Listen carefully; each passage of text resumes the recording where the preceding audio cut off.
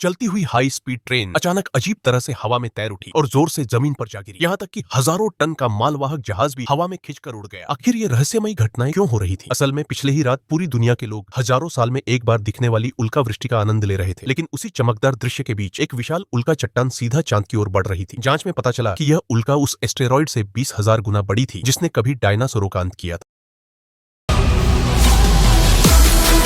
लोग सभी अपनी आंखों से चांद और उल्का की टक्कर साफ साफ देख सकते थे। अगले ही पल वे हक्का बक्का रह गए जब चांद से टक्कर के बाद लाखों टुकड़े बन गए। वे टुकड़े 6 करोड़ मीटर प्रति सेकंड की गति से पृथ्वी की ओर आने लगे। खगोल शास्त्री अजय ने यह सब रिपोर्ट किया और राष्ट्रपति तक जानकारी पहुंचाई। सौभाग्य से अधिकांश छोटे टुकड़े दूर दराज इलाकों में गिरे, इसलिए बड़ा नुकसान नहीं हुआ, लेकिन राहत की सांस ही ली थी कि एक और विशाल उल्का आया और सीधे समुद्र में जा टकराया। टक्कर इतनी भयानक थी जैसे 10 परमाणु बम एक साथ फटे हों। समुद्र से सैकड़ों मीटर ऊंची सुनामी उठी और आसपास के देशों को डुबो दिया। चूंकि चांद के साथ हुई टक्कर ने उसकी कक्षा बदल दी थी, अब चांद पृथ्वी के 3 मिलियन किलोमीटर और पास आ गया था। इसके बाद प्रकृति में कई अजीब घटनाएं होने लगी। पक्षी झुंड बनाकर पलायन कर रहे थे, फोन व रेडियो पर रहस्यमयी चुंबकीय विक्षोभ हावी हो गया, यहाँ तक कि बल्लेबाज द्वारा मारा गया बेसबॉल धरती से दसियों हजार किलोमीटर दूर तक उड़ गया। कहीं भारी विद्युत आवेश से भयंकर स्थैतिक ऊर्जा फैल रही थी। तभी वैज्ञानिक राजू को जमीन में एक विशाल गड्ढा मिला और उसके भीतर उसने मुट्ठी भर आकार की उल्का पाई, लेकिन वह किसी भी तरह उसे उठा नहीं सका।